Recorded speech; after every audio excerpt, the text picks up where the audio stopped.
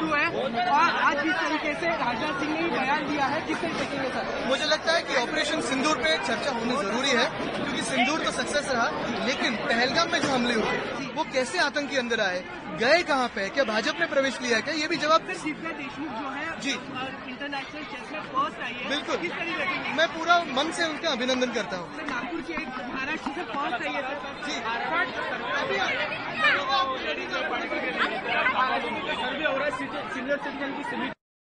आदित्य महाराष्ट्रात एकत्र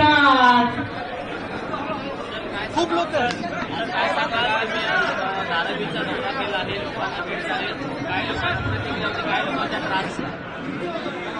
आपण सगळेच माझ्यासोबत होतात।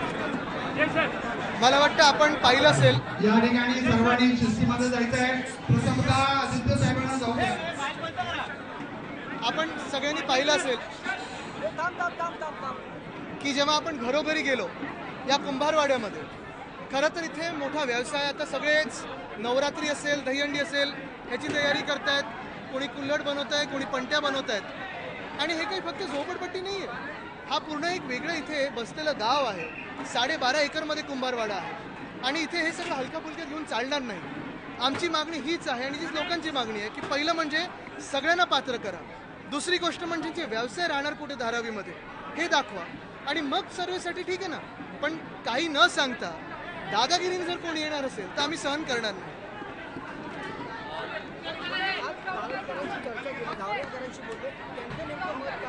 धारावीकरांचं मत हेच आहे, इथे कुंभारवाडा असेल, कोळीवाडा असेल, इथे अनेक व्यवसाय आहेत, वेगळे समाज राहतात, ते वर्षानुवर्ष राहतात। कुंभारवाड्यात तर आपण पाहिलं असेल जवळपास 4 की 5 पिढ्या राहतात।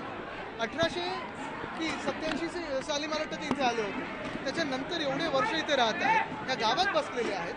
हे ना रातोरात काढणार, जेवणा डम्पिंग ग्राउंडवर नेणार, हे काही चालणार नाही आणि सहन करणार नाही। एकनाथ शिंदे तुमच्या मतदारसंघात गेले होते, अमित ठाकरे वरळी मतदारसंघात गेले होते, तिथे वाट सुद्धा पाहत होते का कार्यक्रम? काय अरे काल बरोबर आहे, काल मला नंतर मंडळांनी सांगितलं, खरं काल उद्धव साहेबांचा वाढदिवस होता आणि म्हणून मी अमितच्या ऑफिसला पण कळवलं की आज जमणारच नाही। काल आपण पाहिलं राजसाहेब स्वतःच घरी आले होते, तर जेव्हा एकत्र यायचं असेल मंचावर आम्ही येऊ, पण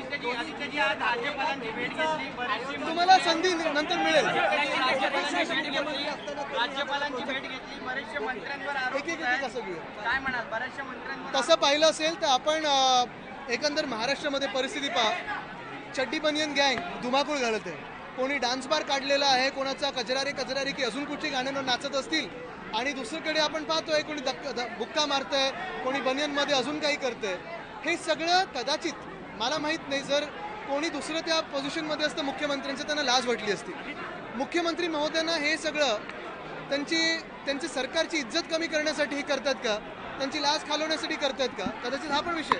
आणि म्हणून माझं मत असं आहे की मुख्यमंत्र्यांची इमेज पाहता त्यांनी ह्याच सगळ्या मंत्र्यांना हकालपट्टी त्यांची केली पाहिजे। एकनाथ शिंदे बोलले होते की 2 वर्षांमध्ये खड्डेमुक्त करून आपण पाहतोय, येताना अनेक खड्डे आपल्याला दिसले। भ्रष्टनाथ मिंदेंच्या खिशातले खड्डे कदाचित मुक्त झाले असतील, पण रस्त्यांचे हाल एकंदर आपण पाहताय। मी जे असेंब्लीमध्ये मांडलं आणि जे 2 वर्ष मी एकटा बोलत आलेलो आहे की या मुंबईमध्ये भ्रष्टनाथ मिंदेंनी पैसे लुटून 5 कॉन्ट्रॅक्टर्सना काम दिलं आणि ते 5% वर्षही झालेलं नाहीये, तर दिसायला लागले। घोटाळा त्यांचा लोकांसमोर आला। मुख्यमंत्री असं म्हणतायत मंत्रिमंडळातील काही मंत्र्यांचं वर्तन हे संवेदनशील नाहीये, कुठेतरी मुख्यमंत्र्यांनाही कळलेलं आहे। मुख्यमंत्र्यांना कदाचित कळलं असेल, पण युती धर्मामध्ये त्यांच्यावर कारवाई होणार नाही का, की युती धर्मामध्ये कारवाई झाली पाहिजे? कारण पहिलं उत्तर हे जनतेला देणं गरजेचं आहे। आणि जर चड्डी बनियन गँग अशी वेडेवक्रेपणे वागत असेल, भलतं सलतं काहीतरी करत असेल, तर त्यांच्यावर कारवाई होणं गरजेचे आहे। काय काय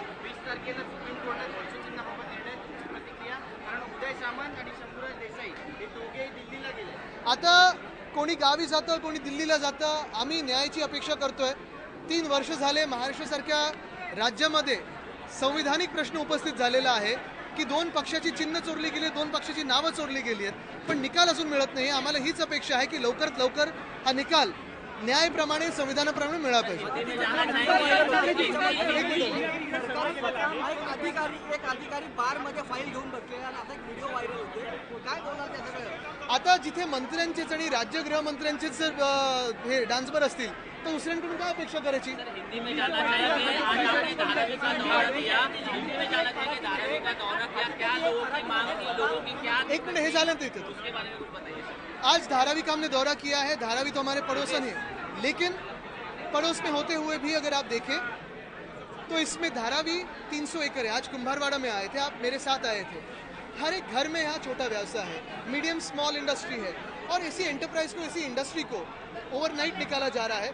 शायद देवनार के डंपिंग ग्राउंड पे भेजा जाएगा. सारे लोगों का यही सवाल है कि हम कहाँ जाएंगे और कैसे रहेंगे. कोई स्पष्टता नहीं है. मास्टर प्लान जो बन रहा है शायद किसी एक उद्योगपति के लिए बन रहा है. उनसे विरोध नहीं है, उनसे कोई तकलीफ नहीं है. तकलीफ सिर्फ इसी बात को है कि मुंबई को लूटा जा रहा है, उसके खिलाफ हम लड़ेंगे.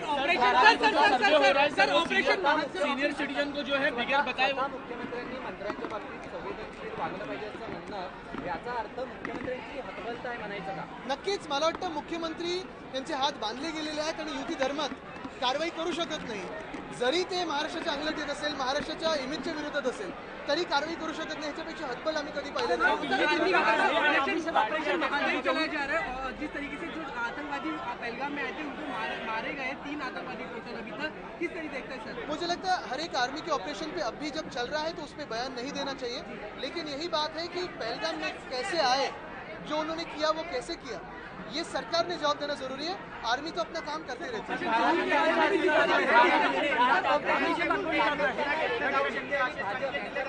पक्षप्रवेश जोरदार सुरू होते.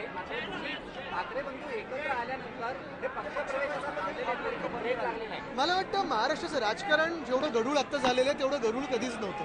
पण पुन्हा एकदा मी तुम्हाला आजच्या विषयावर आणीन, तो म्हणजे धारावीचा. मी निघाल्यानंतर देखील मी काही घरांमध्ये फिरलो. आपण देखील घरांमध्ये जाऊन